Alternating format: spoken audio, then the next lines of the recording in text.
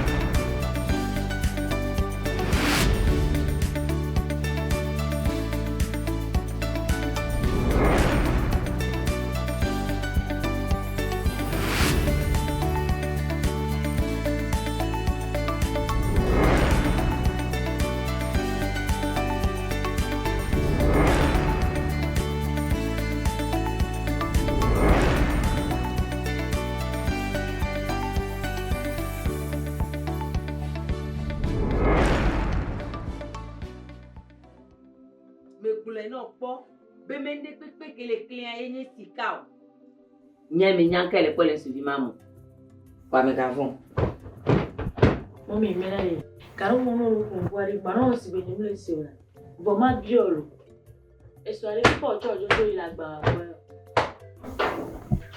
mba jiwe o se nyumba e wa si gbe vale wo wudo ki olo fika me ila gbagbo yin si gbele ko mba yin ba dia ka mo mele boya e o si gbo vo anpa onya ti telephone ka ma toni na ba ho ni na titunu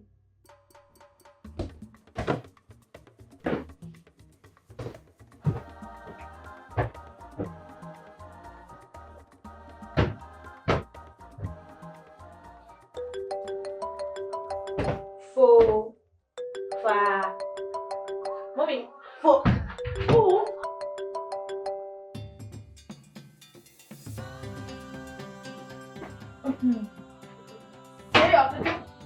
Etonya, tenye mbewa. Kwa menye bela yo. Ndo machesi mgaka ka telefoni na ndo.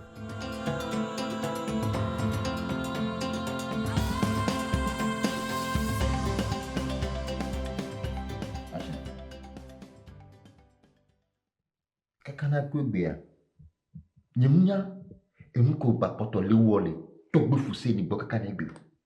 Wuso ni togbe bini. Nuke togbe won lati wona o. Nuke togbe won lati na o. Leke iteko mle buta me vo ni po le po. Ko ba poto le wole togbe won bo. onya nya nyere benari nya bezu nonoa ye kpoleji Unye dede ola. Mleji apo be chila. Mleji apo be jila. Mleji apo be gala. Mleji apo ba kwera. Mleji de pepe so. Son de pepe na ma. Son de pepe na la. Son de pepe na. Mleji de pepe so bola sonye.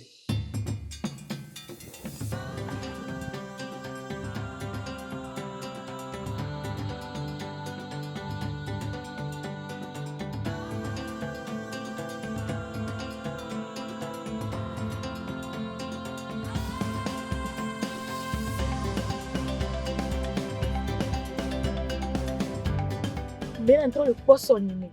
Deke ndaba joro azomo ajole nu wa fin yo mi. Nima gba no nu podi yo mo lo.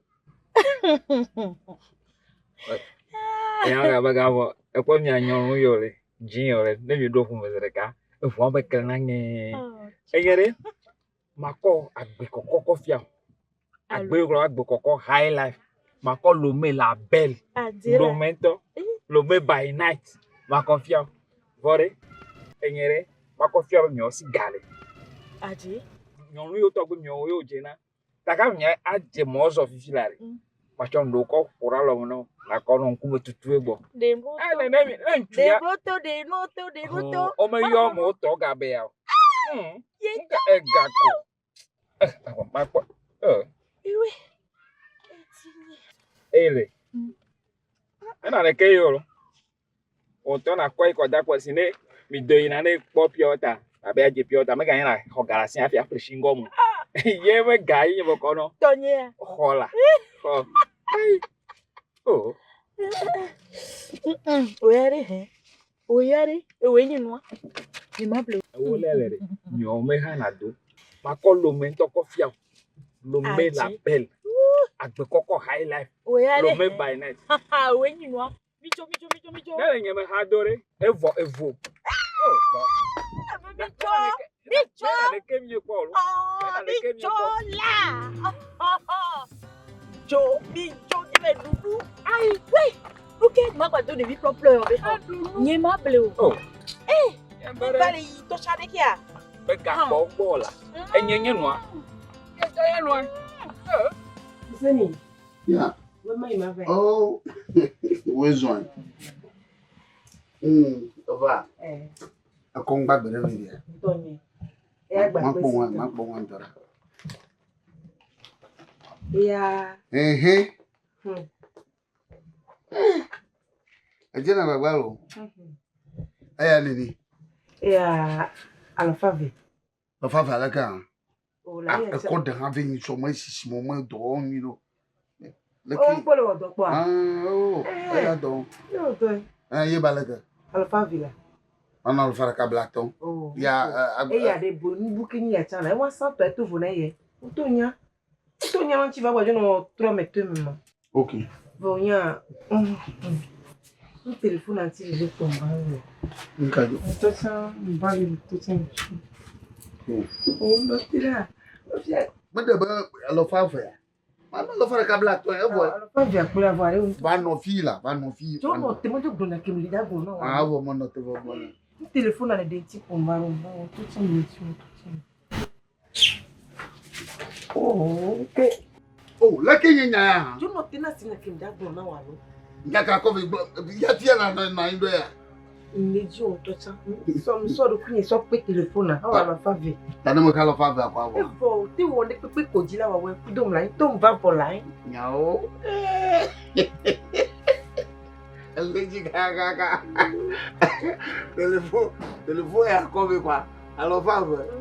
Ta wuto hala ba. To san mi.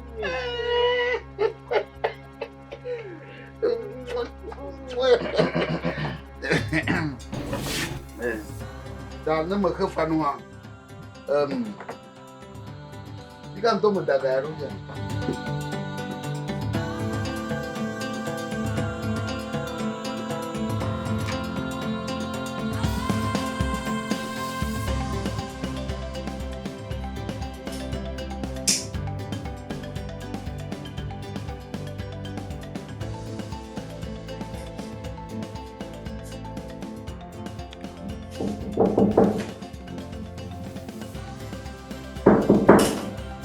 Digerore.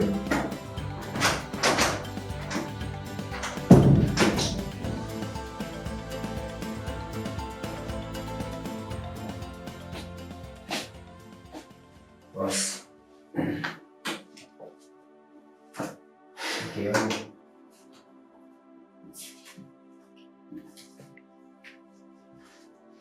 On a pas mis les filles au milieu. Fiquei de joio. Ile magudu lufunda masa. Yamu yomi ya magudu. Nyato ale bibe so ke yamu yomi na. Asa mabiyo. Boss na ki kazi. Kiki yomi ya beto amre to jaron. Deni kaka kwa. Nous il est un bois, le temps médio. Et qui n'est de l'université mon vacha. Et mi bois quand il y a la bonne main, et de c'est comme. Nous quel job.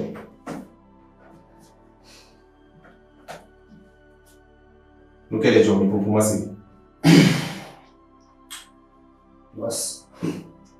Nyabira bilu afuna mito. Wala kimile blo ni mabemenya misini bigo.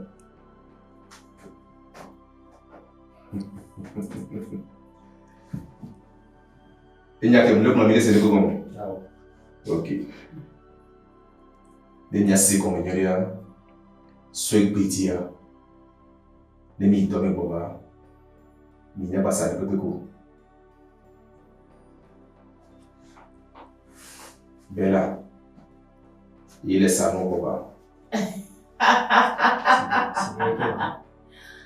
Vous voulez comprendre bien, il y a un objet, c'est le comment? Bébé de moi. Et dire pourquoi le pompo. Mais quand le bien, il y a ça.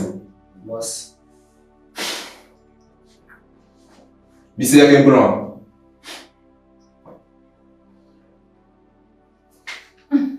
Proprio non io devo essere. Oh, c'est Guigui. Proprio non devo essere. Boss. Et donc, il m'a appelé chez moi. Benare, Emeka, Dave. Et il est dans sa grande fille là. Alors, qu'est-ce qu'on aime c'est moi? Et il est là. Il est comme un livré, un comité. Il va pas le cas. Il a proposé. Ils sont livrés, monsieur, alors, monsieur. Monsieur, alors, monsieur. Hey, Emeka. Masa.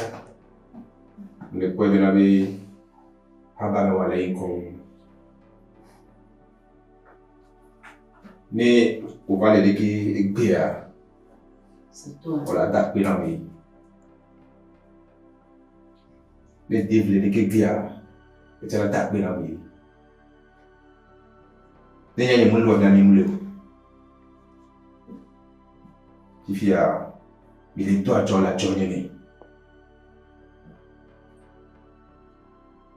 Il est toi, tu as la chonye me. C'est quoi de lui là? C'est quoi? Hey, il y a pas ça bien là. Il y a un souhait petit à de m'y tomber pour moi. Avec un autre sapin. C'est moi.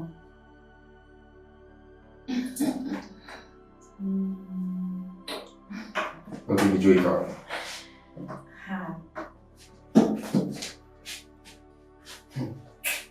I'm going to go. Amiga Bossy là. Regarde, Sophie, on est en Gaulle. Nous continuons.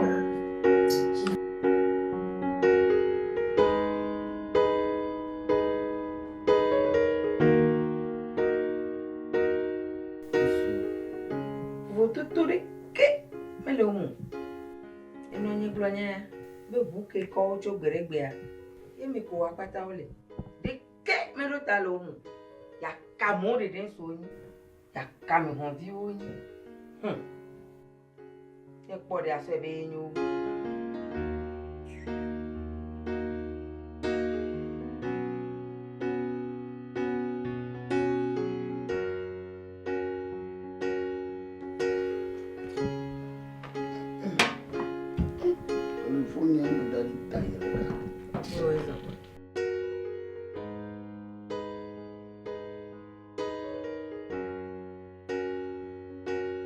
Vou raison.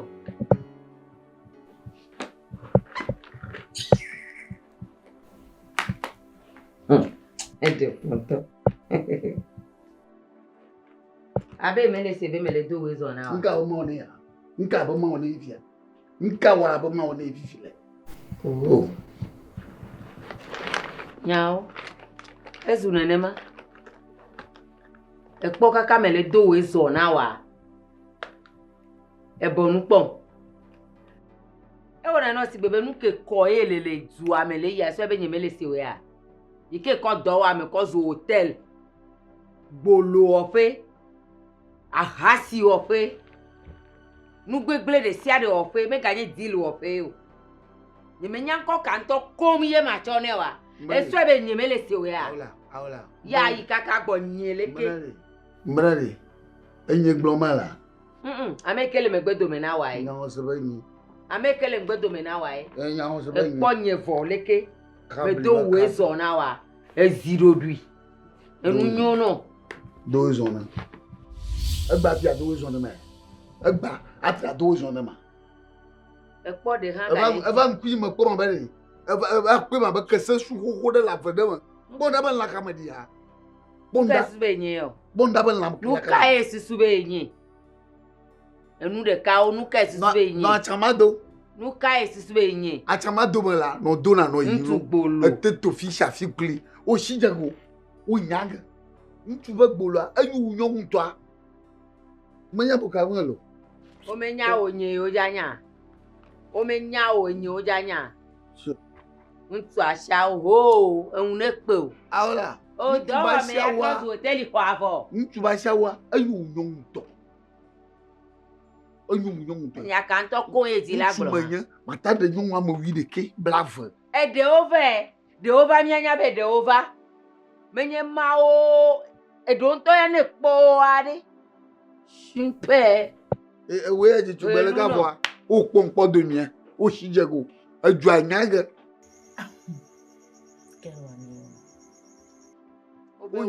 Fi ale fi ado kuma fun alaba corona ate no jo baba so ate no jo gonorrhea ate no jo ate ho sida fa ate ho do pang fa de mo fon je na be chile fa de mo na pule la yima be do le kuya de le nchi ko de chile fa we a syphilis ele gbo ese me alo syphilis ele gbo fi ka de vie ari va bien e ele won ti yeme.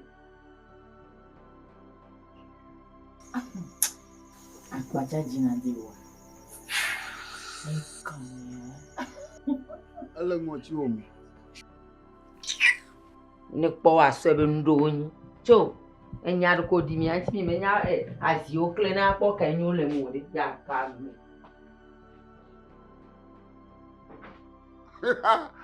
Boya kama towo fiama ya kama zuna.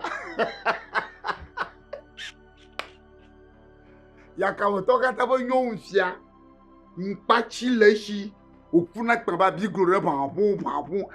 Ai si o si jego la. O si jego nyanga. O nyon avo. O nyon.